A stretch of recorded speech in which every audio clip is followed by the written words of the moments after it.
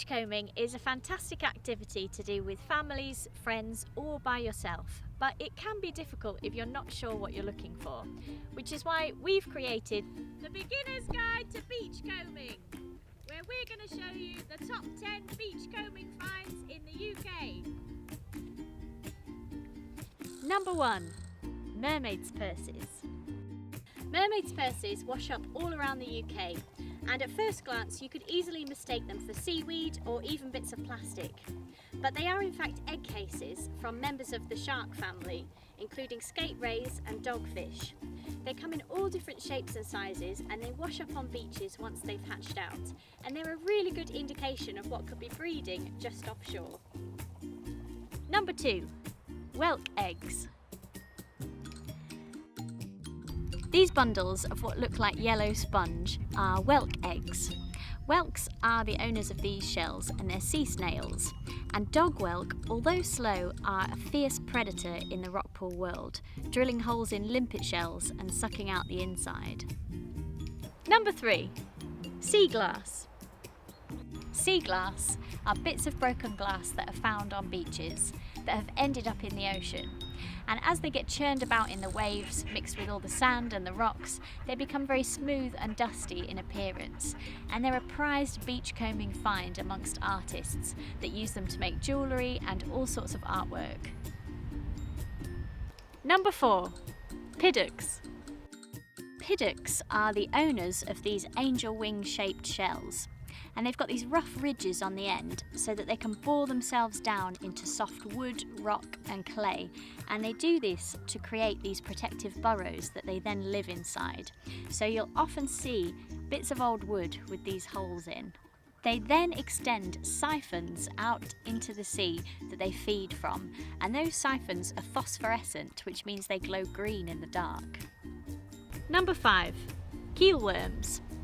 Keelworms themselves are rarely seen, but evidence of them can be found on rocks and shells and hard surfaces, even live animals like crabs. They create these calcareous tunnels for themselves that they live inside, and they usually colonise the bottom of boats, which is why they're known as keelworms. Number 6. Razor clams. Razor clams, or razor shells, are a really common find on beaches, and they were once home to a very long thin mollusk that will have lived inside. They look a bit like old-fashioned cutthroat razors, which is where they get their name from, and they can be very sharp, so it's worth watching out if you're exploring in bare feet. Number 7. Cuttlefish bones. Cuttlefish are related to squid and octopus, and they have just one bony structure in their body, and it looks like this.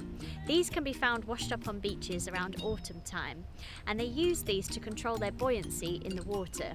You may have seen them before in pet shops, where they're used as a calcium supplement for birds and reptiles. Number 8. Seaweed.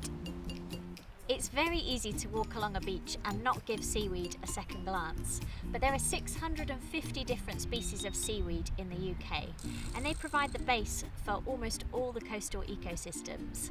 And it's not just animals that use them. Humans use it for all sorts of products like toothpaste, paint, ice cream and fertiliser. Number 9. Limpets. Limpets are amazing little gastropods that you find attached to rocks, but when the tide comes in, they become very active and they move around the rocks, searching for algal spores, scraping them off of the rocks to eat them. And then as the tide starts to retreat, the limpet follows a mucus trail right the way back to its favourite little spot on the rock, and that's known as its home scar, and that's where it waits for the tide to return again. Number 10. Dead stuff. So life out in the ocean can be difficult, and sadly not all marine animals survive, which means you get dead animals and their body parts washing up on our beaches. Seals, crustaceans, birds, even whales and dolphins can be found dead along the coastline, and although it might be a bit gruesome, finding and studying these can be a fantastic insight into looking at the wildlife that uses our oceans and the threats that they currently face. If you would like to find out more about beachcombing, you can click on the links below. You can also like this video and subscribe to the Wildlife Exposed TV YouTube channel.